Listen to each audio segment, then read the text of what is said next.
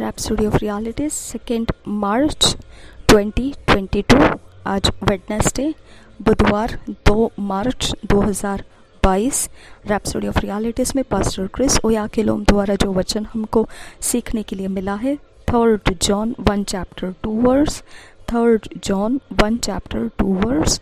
इस वचन के आधार से जो आज टॉपिक हमको विषय हमको मिला है ऑल राउंड प्रॉस्पेरिटी, सब तरफ की संपन्नता।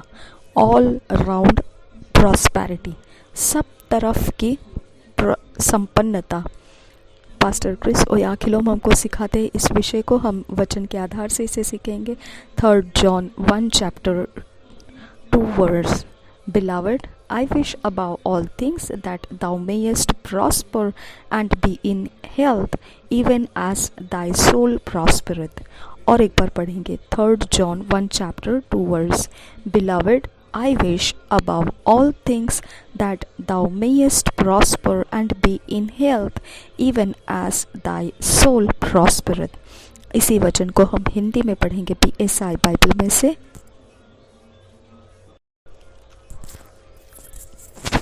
यूहन्ना की तीसरी पत्री पहला अध्याय 2 वचन।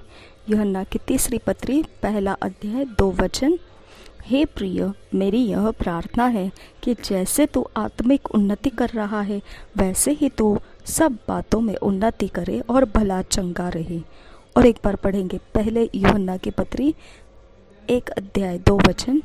हे प्रिय, मेरी यह प्रार्थना है कि जैसे तू आत्मिक उन्नति कर रहा है वैसे ही तू सब बातों में उन्नति करे और भला चंगा रहे। पास्टर क्रिस ओयाखिलोम हमको इस वचन के आधार से आज का विषय सिखाते हैं। The verse above is dealing with 3 aspects of your life. The material aspect, which is material prosperity. The physical aspect, which is your physical body. And the spiritual prosperity, which means the prosperity of your soul. जो वचन हमने अभी पढ़ा है वह 3 बातों को निपटता है, जीवन के 3 भागों के विषय में। एक भाग जो चीज़ों के विषय में है, जहाँ चीज़ों की बरकत आती है। दूसरा भाग शरीर के भाग का है और यह शरीर जो हमारे अस्तित्व में है वह बरकत पाता है। और तीसरा भाग आत्मिक संपन्नता, बरकत। यह आत्मिक बरकत का मतलब है जो आपके प्राण को बरकत से भरता है, संपन्न करता है। But the prosperity of your soul is number 1.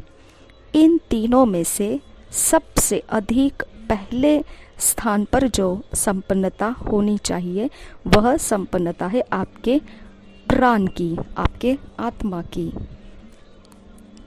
आपके प्राण की। How can your soul prosper? आपका प्राण किस प्रकार से संपन्न बरकता पा सकता है? It's through the word. यह वचन के द्वारा हो सकता है। The Bible says, let the word of Christ dwell in you richly. Colossians 3 chapter 16 verse. पवित्र बाइबल बताता है कुलोसियों की पत्री 3 अध्याय 16 वचन में, मसीह के वचन को अपने हृदय में अधिकाई से बसने दो और सिद्ध ज्ञान सहित एक दूसरे को सिखाओ और चिताओ और अपने अपने मन में अनुग्रह के साथ परमेश्वर के लिए भजन और स्तुति गान और आत्मिक गीत गाओ। और एक बार पढ़ेंगे कुलोसियों की पत्री 3 अध्याय 16 वचन। मसीह के वचन को अपने हृदय में अधिकाई से बसने दो और सिद्ध ज्ञान सहित एक दूसरे को सिखाओ और चिताओ और अपने अपने मन में अनुग्रह के साथ परमेश्वर के लिए भजन और स्तुति गान और आत्मिक गीत गाओ। तो इस वचन के अनुसार आपके प्राण की उन्नति, आपके प्राण को वचन संपन्न करता है, समृद्ध बनाता है। If the word of God is in you richly, you will prosper spiritually.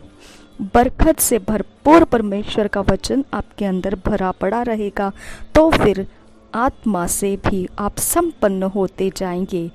For example, if you have a lot of money, it will lead you to material prosperity because you can get the things you want with the money you have got.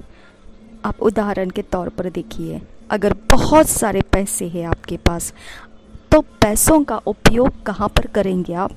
चीज़ों को खरीदने के लिए जो आपकी ज़रूरतें हैं। ऐसे आप भरपूर चीज़ें खरीद सकते हैं। जितने पैसे हैं उन पैसों का इस्तेमाल करके बहुत सारे चीज़ों को आप खरीद सकते हैं। तो इस प्रकार से आपको पैसों के होने से बरकत आ जाती है, चीज़ों की बरकत आपको मिल जाती है। इसी प्रकार से in the same way the Bible says you prosper spiritually by having the word of Christ dwell in you in abundance।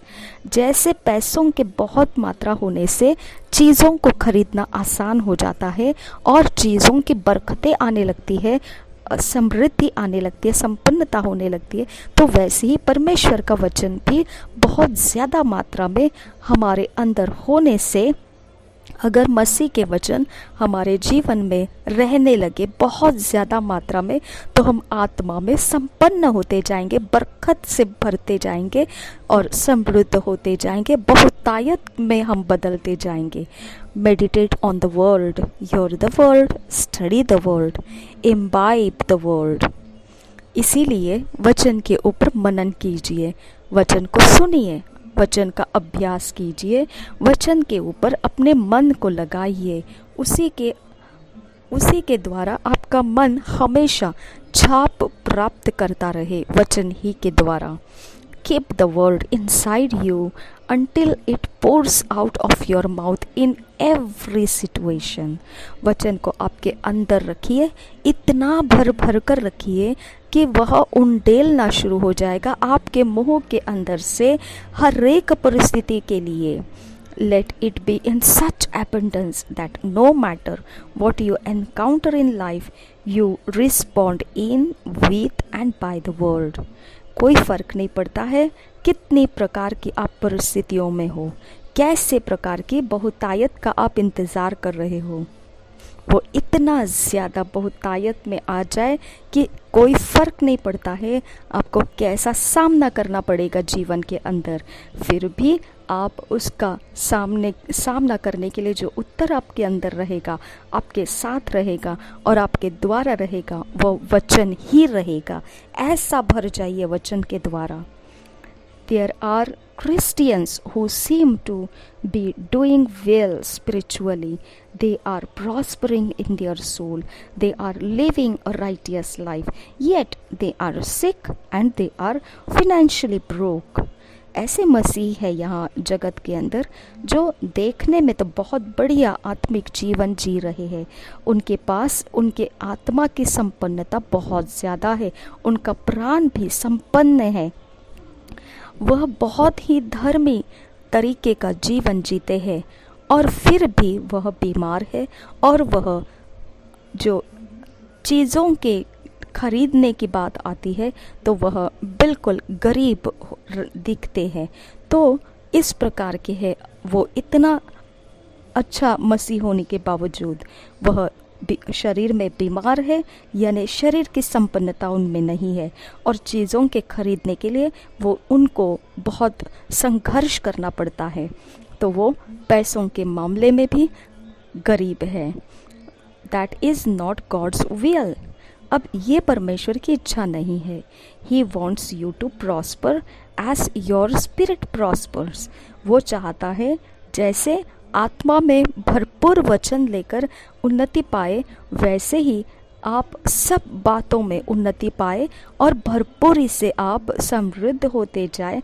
जो भी आपके मन में जैसे भी विचार है, जिस भी बातों में है, वो चाहता है कि आप संपन्न होते जाए, जैसे आत्मा में आप संपन्न होते जाते हैं। तो वह आपको चाहता है कि आप आत्मा में और भरपूर वचन ले, यही उसकी इच्छा है।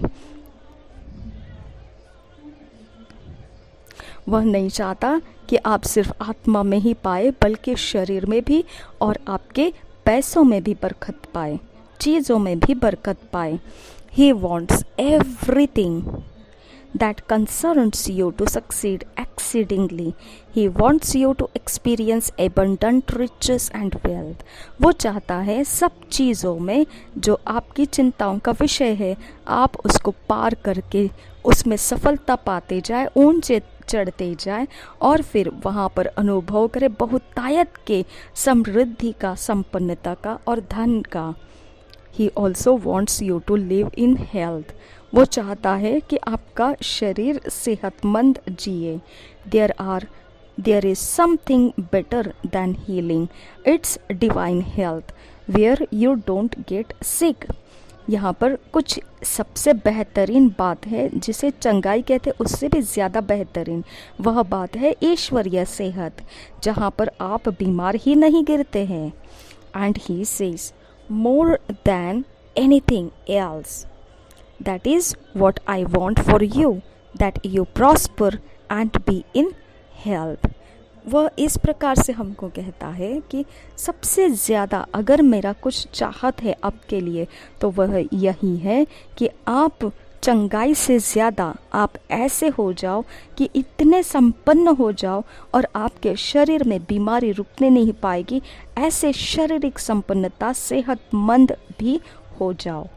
That's God's plan, a balanced life of material prosperity, physical prosperity and spiritual prosperity. Hallelujah. यही परमेश्वर की योजना है और भले तरह से संभाली हुई योजना है जो जीवन को सब तरफ से संभाल लेती है, चीज़ों के संपन्नता, शरीर की संपन्नता और आत्मा की संपन्नता, सब तरफ से वो आपको संभाल लेती है। हालेलुया। पवित्र आत्मा, हम आपको धन्यवाद करते हैं इन बेहतरीन बातों के लिए जो परमेश्वर हमने आज रैप्सोडी ऑफ रियलिटीज़ में से सीखा। हम मांगते हैं कि आप बढ़ते जाइए, हम घटते जाते हैं। आप परमेश्वर के वचन जब हम तक पहुंचाते हैं हम उन्नति पाते हैं, हमारे रास्ते सुधर जाते हैं, हमारे सोचों में नए सोचे जुड़ जाते हैं, हम ऊंचे दर्जे के हो जाते हैं आत्मा के जगत में। और परमेश्वर पिता, हम आपसे मांगते हैं हम आपके राज्य के लिए, आपके लोगों के लिए लाभदायी बने। नासरी यीशु मसीह के नाम में हमें फिट एंड फिक्स कीजिए इन वचनों में, हमें ईश्वरीय रचना डिवाइन ऑर्डरलीनेस में लेकर आइए। नासरी यीशु मसीह के नाम में विनती करते हैं पिता, सुन और कबूल कर। आमीन, आमीन, आमीन।